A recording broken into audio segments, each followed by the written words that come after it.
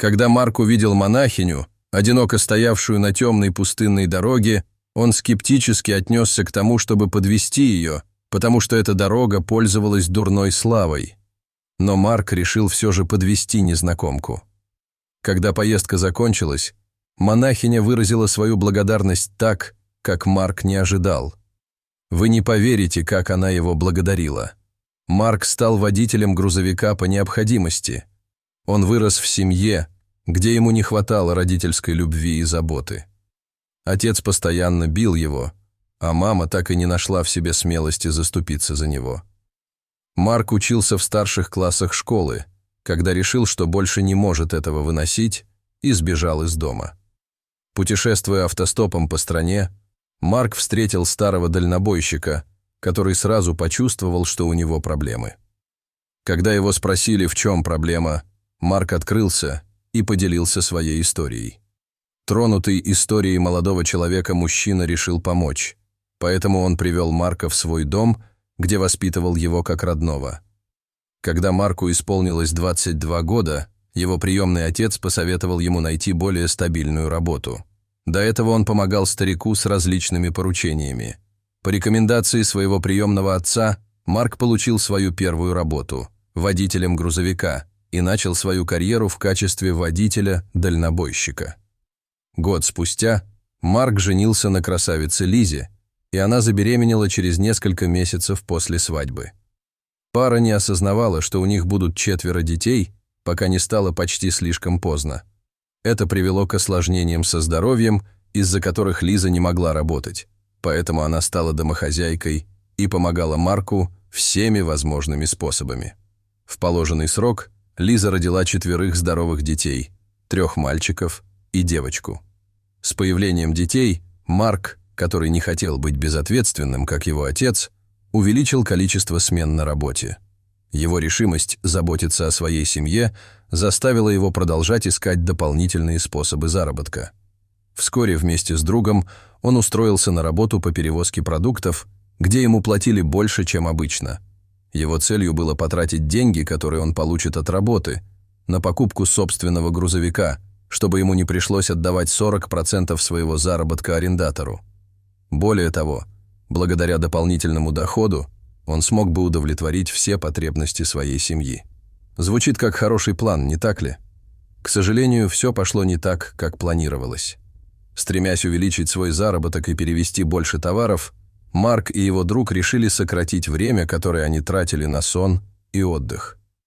Это оказалось выгодно с финансовой точки зрения, поскольку позволяло получать оплату за каждый час, проведенный за рулем. Им также не пришлось тратить деньги на ночлег в отелях. Но однажды ночью случилось нечто трагическое. Той ночью, когда Марк был за рулем и направлялся к месту следующей доставки, они попали в ужасную аварию. К сожалению, Марк задремал на несколько секунд и проснулся только тогда, когда в них врезался другой грузовик. От удара Марк мгновенно потерял сознание, а его друг не выжил. Процесс выздоровления был долгим и трудным, в результате чего Марк потерял все свои сбережения и заработок. Его семья, которая до этого жила в достатке, оказалась в нищете. Марк был упорным человеком, и поэтому ему не потребовалось много времени, чтобы вернуться на работу. Во время его первой поездки после аварии произошло нечто неожиданное. Марк вел машину в одиночку, и ему нужно было где-то остановиться на ночь, пока он не слишком вымотался. Не имея возможности позволить себе отель, он решил припарковаться на обочине дороги и переночевать там. Чтобы добраться до следующей остановки для отдыха, ему пришлось проехать по темной и пустынной дороге. Как раз когда он собирался повернуть обратно на шоссе, он заметил монахиню, одиноко стоявшую на обочине. Монахиня протянула руку, прося подвезти ее. Марк подумал о том, чтобы оставить ее прямо там, на дороге. Он слышал несколько историй о том, как водителей грузовиков грабили на дороге, и не хотел быть одним из них. Последние деньги, которые у него были деньги, вырученные за доставку, и они предназначались для его семьи. Он уже собирался уехать, но заметил измученное и испуганное выражение лица монахини. Это заставило его остановиться и пересмотреть свое решение. Опустив стекло, он сказал: «Только до ближайшей хижины». Женщина кивнула головой и забралась в грузовик. Когда Марк увидел, что она дрожит, он дал ей плед. Женщина завернулась в просторное одеяло и почти сразу же уснула. Пока она спала, Марк гадал, почему она оказалась на этом участке дороги и почему направлялась к хижине.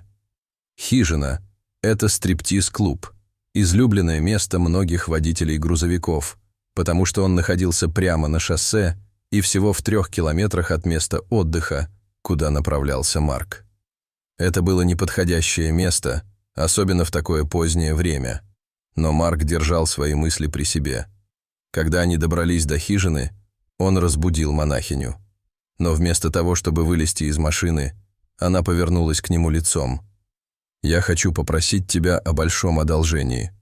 Мне просто нужно кое-что забрать, а потом меня нужно подвезти до следующего города», — сказала монахиня. Марку ее просьба показалась подозрительной.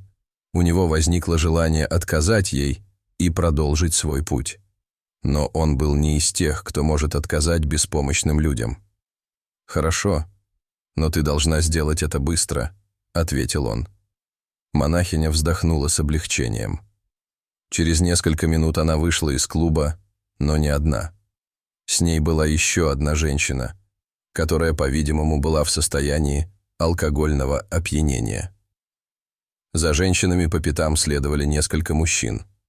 Марк почувствовал опасность, поэтому немедленно выскочил из своего грузовика и двинулся в их сторону, но бандиты окружили его и женщин. «Оставь девушку в покое, и мы не причинил тебе боль», — сказал один из бандитов.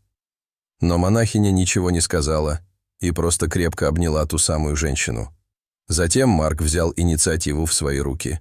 Он был вынужден расплатиться с ними всем своим заработком. После этого бандиты оставили их в покое.